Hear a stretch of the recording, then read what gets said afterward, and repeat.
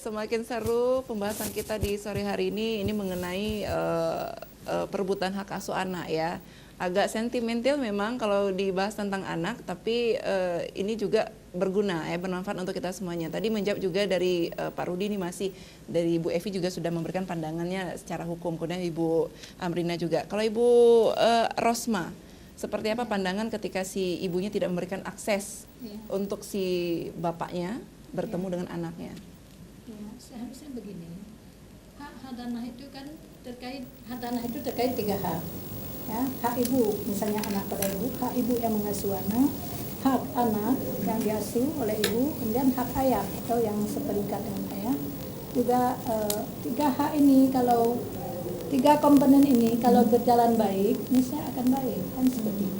Tapi akhir-akhir ini juga tadi SEMA itu saya ulang lagi, SEMA nomor 1, edaran Mahkamah Agung nomor 1 tahun 2017, juga dalam diktum putusan hakim harus mencantumkan bahwa andai kata si ibu misalnya tidak memberikan akses kepada si ayah itu boleh menuntut dia untuk mencabut hak hadanah yang telah diberikan kepada ibu. Jadi saya sudah katakan bahwa hadanah ini adalah untuk kepentingan si anak itu, walaupun orang tuanya bercerai, anak itu harus dijaga betul. Ya. Anak itu harus punya akses. Anak itu bisa jadi al-malu wal-banuna zina, al-malu wal-banun fitnah. Harta dan anak bisa jadi perhiasan bagi kita, dan harta dan anak itu bisa jadi fitnah bagi kita orang tua. Jadi ini yang harus masyarakat harus paham betul, bahwa ini yang sangat erat sekali hubungannya dengan agama, ya, dengan syariat. Kenapa kita mengaku beragama? Kenapa itu tidak difikirkan? Kenapa sampai rebut-rebut bagaimana masa depan anak, ya, kemana anak itu? Sampai tadi ada anak yang terlantar ini, si ayah tidak mau urus, si ibu tidak mau ngurus, kan seperti itu. Jadi negara harus memikirkan itu. Nah, setidaknya yang baitul mal harus memikirkan tentang anak-anak seperti itu. Memang berat ya kita lihat sekarang. Itu kan karena faktor agama dalam keluarga ini. Keluarga-keluarga tidak ada ketahanan, ya, rumah tangga tidak ada ketahanan rumah tangga, keluarga-keluarga rapuh, kemudian akibatnya inilah si anak. Tapi sampai rebut-rebut tadi saya pikir seperti yang disampaikan Bu Amrina, si ayah ini memang tidak mau bercerai dia, dan istri minta cerai misalnya, atau si istri belum mau bercerai misalnya. Tapi kan ada sesuatu yang menyebabkan pihak lain tidak bisa tenang, kan seperti itu, atau sebaliknya. Jadi cobalah masyarakat kita memahami betul bahwa kalau misalnya diselesaikanlah tentang anak dulu kalau mau bercerai. Anak pada siapa, nafkah dibebankan berapa, misalnya kan saya sanggup, kata suami, saya sanggup mendanai anak saya berapa, 1 juta 1 bulan atau 2 juta karena penghasilannya banyak. Jangan ayah sama sekali tidak bertanggung jawab. Anak diserahkan oleh pengadilan sama ibu, nafkah tidak berikan, ataupun sebaliknya ibu tidak mau, nafkah diterima, kan? Nafkah diterima dari ayah. Tapi anak itu tidak bisa bertemukan dengan ibu, tidak boleh bertemu. Maka saya selalu menyarankan peran lembaga adat di kampung-kampung itu harus berperan betul menyelesaikan kasus yang sudah diputuskan oleh pengadilan, oleh mahkamah. Karena mahkamah kan tidak mungkin turun ke lapangan, yang melihat gitu. Kita sudah putuskan, sudah putusannya tingkat pertama tidak mau dia banding, dia kemudian kasasi, sudah putusan kasasi malah diberikan, biasanya karena penghasilannya banyak kami memberikan dikit nafkah untuk anak, kasasi itu memberikan banyak-banyak nafkah. Maksudnya banyak, keadaan baru keadaan lah, sehingga juga kami dianjurkan bahwa harus mengetahui berapa penghasilan ayahnya untuk menentukan nafkah si anak. Si ayahnya berpenghasilan lumayan, anak diberikan hanya 500.000. 1 bulan. Bagaimana uang sekolahnya, biaya makannya, biaya kesehatannya dan sebagainya. Sehingga hakim pada tingkat pertama itu harus jeli betul meminta berapa penghasilan si ayah.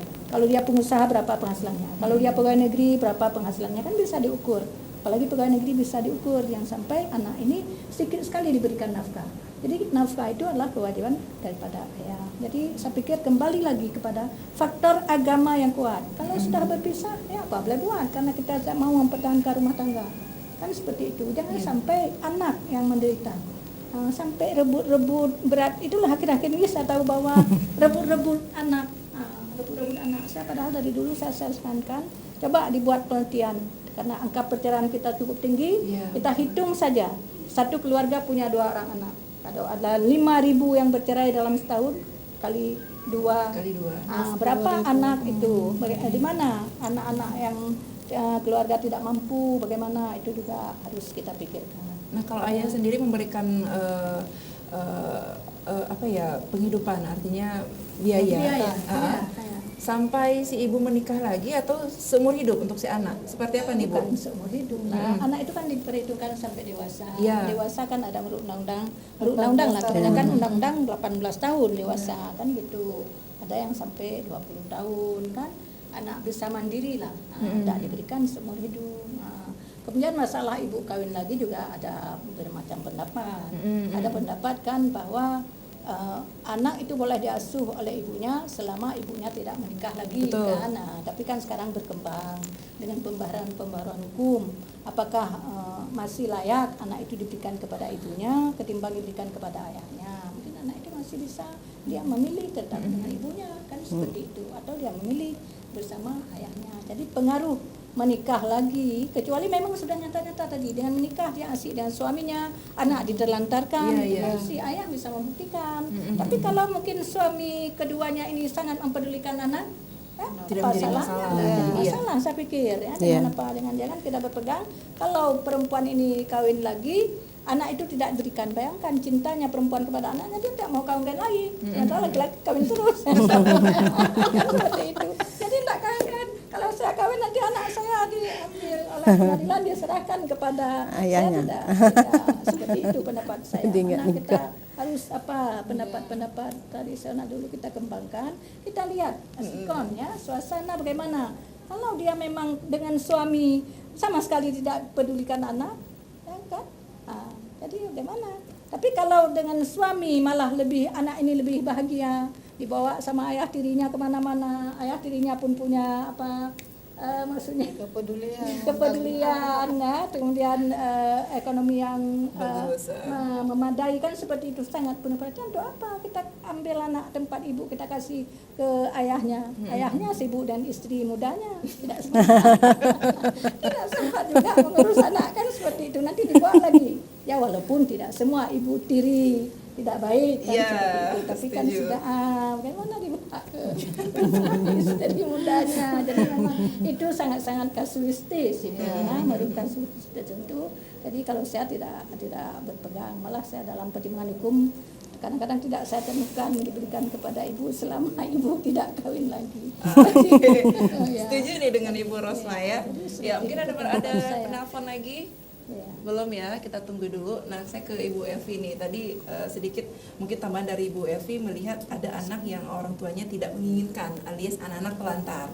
Ini siapa yang berkewajiban untuk membiayai hidupnya, kesehatannya, sekolahnya, atau bagaimana nih? Siapa yang berhak? Yang berhak kalau memang kedua orang tuanya tidak sepakat. Ya.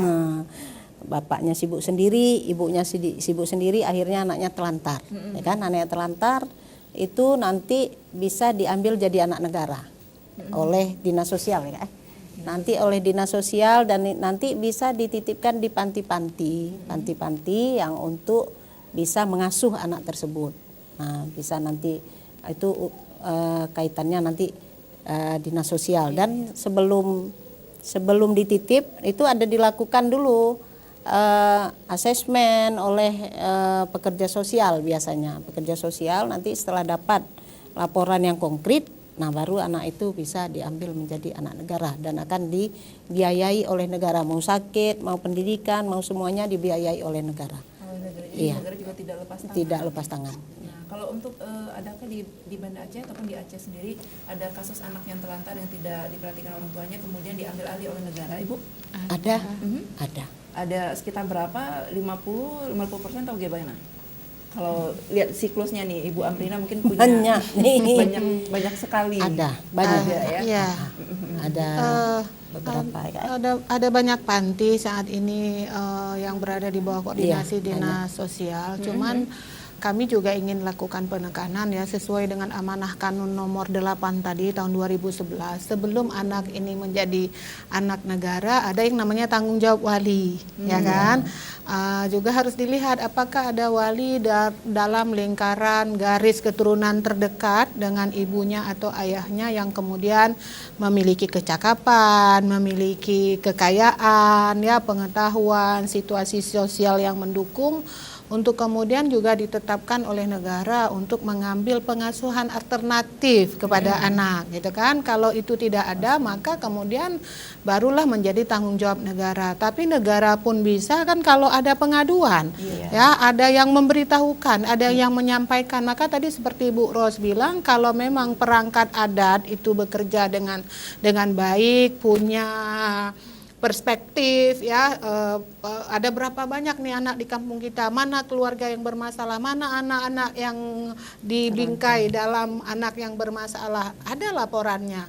Dia akan lakukan dulu proses tanggung jawab di tingkat lokal, ya, pada tingkat komunitas, untuk kemudian merefleksikan tanggung jawab perangkat adatnya. Oh itu nggak beres, baru naik kan, levelnya naik. Dan tak jarang juga anak-anak yang berada di panti ini juga terjadi ketika orang tuanya itu berkonflik secara hukum. Ayahnya itu misalnya melakukan satu tindak pidana, kemudian ibunya juga pernah itu menjadi kurir narkoba, dua anak ini kemudian tinggal, dan ini memang atas laporan yang diberikan oleh masyarakat, kemudian peksosnya turun, dan saat ini anak sudah aman berada di panti anak Nanggroe. Lebih aman. Iya, tapi di panti juga karena itu adalah kumpulan anak-anak yang sangat beragam, juga harus dilakukan pengawasan yang ketat, dan juga ada pelatihan-pelatihan untuk pengelola panti, sehingga kemudian yang kami katakan tadi, pada saat anak berada dalam pengasuhan alternatif juga merasa nyaman bahwa itu memang rumah kedua buat anak, ya. Dan mekanisme ini sebenarnya pada saat ini juga Dinas Pemberdayaan Perempuan punya kebijakan yang saya pikir ini adalah satu inovasi. Kita punya yang namanya Puspaga, Pusat Pembelajaran Keluarga. Jadi orang tua tadi terlalu banyak problem nih, tidak punya kecakapan untuk mengasuh anak. Kalau mengasuh anak tambah rumit masalahnya. Ayo konseling dulu, konsultasi dulu, bagaimana sih sampai boleh konsultasi, misalnya bagaimana sih memberikan ASI, seberapa lama ASI itu diberikan, bagaimana kemudian ayah juga bisa lebih siaga, ya. Itu dimainkan oleh Puspaga, karena inti dari Puspaga ini pada orang tua maupun orang-orang yang kemudian menjalankan pengasuhan, tapi fokusnya adalah pada pemenuhan hak anak. Ya. Baik. Oke. Bu Evi, ini mungkin mewakili dari Ibu Ros dan juga Ibu Amrina, adakah pesan khusus terhadap keluarga, orang tua yang mungkin ingin mengakhiri hubungan suami istrinya? Mungkin ada pesan khusus untuk mereka? Iya, pesan sedikit saja Kak. Silakan. Nah, jadi kalau memang terjadi konflik, nah segera mungkin diselesaikan atau dilaporkan ke Pak Keci atau dilaporkan ke orang-orang yang memang dianggap bisa menyelesaikan masalah. Nah, jadi supaya tidak menjadi konflik berkepanjangan. Dan semoga keluarga-keluarga yang sekarang yang nanti mungkin ada permasalahan sedikit, ya segera mungkin bisa juga melakukan konsultasi seperti yang Bu Amrina sampaikan di Puspaga. Dan kemudian bisa juga di P2TP2A kita bisa menyampaikan tentang masalah konsultasi hukum. Nah, di PPA juga bisa, di tempat ibu juga bisa. Jadi kalau memang ini ingin mempertahankan keluarganya, memang harus ada orang lain yang bisa memfasilitasi kedua belah pihak. Dan nah, seperti itu. Dan tetap juga harus dijaga komunikasinya yang sehat. Ya, komunikasi yang sehat, komunikasi yang baik itu harus dibangun kedua belah pihak. Nah, artinya tetap itu, Kak. apapun yang terjadi ketika tidak ada persamaan lagi prinsip hidup dengan pasangan kita, jangan jadikan anak ini menjadi korban. Iya, keegoisan betul kita tuh, Kak. sendiri, ya. Iya. Dan mudah-mudahan dengan apa yang disampaikan oleh ketiga narasumber kita yang hebat-hebat ini di sore hari ini bermanfaat untuk kita semuanya. Untuk pemirsa juga, terima kasih banyak. Kita akan bertemu di lain kesempatan, dan sukses terus untuk Ibu Rosma, untuk Ibu Elvi dan juga Ibu Amrina di bidangnya masing-masing. Tetap semangat Ya, ini Sri Kandi Aceh nih kalau saya boleh bilang ya. Oke, dan saya Agustiada pamit. Assalamualaikum warahmatullahi wabarakatuh. Waalaikumsalam warahmatullahi warahmatullahi